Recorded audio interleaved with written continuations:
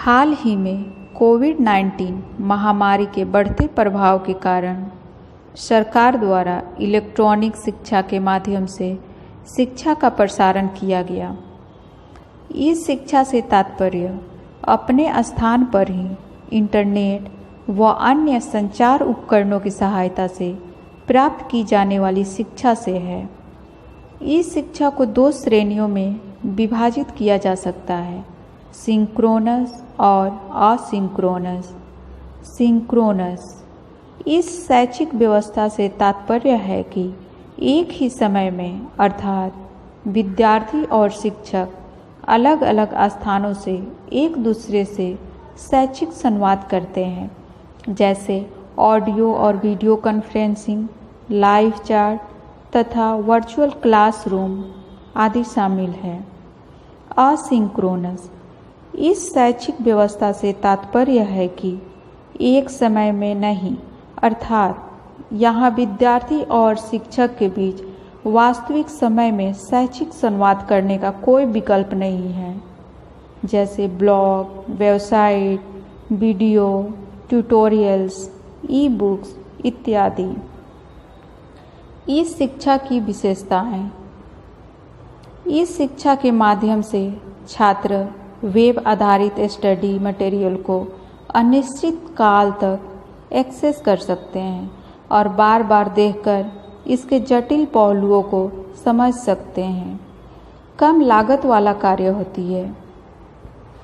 इस शिक्षा बढ़ाने हेतु सरकार के प्रयास। स्वयं एक एकीकृत मंच है जो स्कूल 9वीं और 12वीं से लेकर स्नातकोत्तर स्तर तक ऑनलाइन पाठ्यक्रम प्रदान करता है। स्वयं पर बड़े पैमाने के ऑनलाइन कोर्सेज की पेशकश की गई है। NCERT कक्षा 9 से 12वीं तक के लिए 12 विषयों में स्कूल शिक्षा प्रणाली हेतु बड़े पैमाने पर ऑनलाइन पाठ्यक्रमों का मॉड्यूल विकसित कर रहा है। स्वयं प्रभा यह 24/7 आधार पर देश में सभी जगह डायरेक्ट टू होम के माध्यम से 32 उच्च गुणवत्ता वाले शैक्षिक चैनल प्रदान करने की एक पहल है। इसमें पाठ्यक्रम आधारित पाठ्य सामग्री होती है जो विविध विषयों को कवर करती है।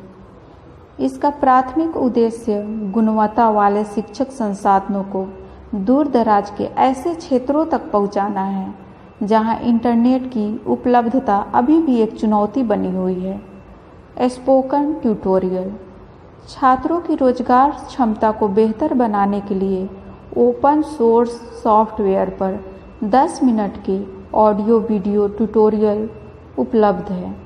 यह 22 भाषाओं की उपलब्धता के साथ ऑनलाइन संस्करण है जो स्वयं सीखने के लिए बनाया गया है। वर्चुअल लैब और ई-यंत्र। वर्चुअल लैब प्रोजेक्ट का उपयोग प्राप्त ज्ञान की समझ का आकलन करने, आंकड़े एकत्र करने और सवालों के उत्तर देने के लिए पूरी तरह से इंटरैक्टिव सिमुलेशन एनवायरनमेंट विकसित करना है।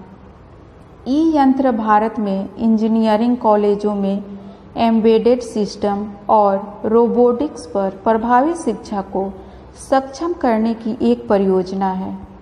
इसमें चुनौतियां ये है कि बिना आत्म अनुशासन या अच्छे संगठनात्मक कौशल के अभाव में विद्यार्थी इस शिक्षा मोड में की जाने वाली पढ़ाई में पिछड़ सकते हैं। छात्र बिना किसी शिक्षक और सहपाठियों के अकेला महसूस कर सकते हैं। परिणामस्वरूप वे अवसाद से पीड़ित हो सकते हैं। खराब इंटरनेट कनेक्शन या पुराने कंप्यूटर पाठ्यक्रम एक्सेस करने वाली सामग्री को निराशाजनक बना सकते हैं। भारत में बेहतर इंटरनेट कनेक्टिविटी का अभाव व इंटरनेट की कम गति एक शिक्षा की राह में सबसे बड़ी चुनौती है। इसके लिए इंटरनेट की उपलब्धता को मजबूत करना, साथ ही वर्चुअल शिक्षा को बढ़ावा दिए जाना चाहिए।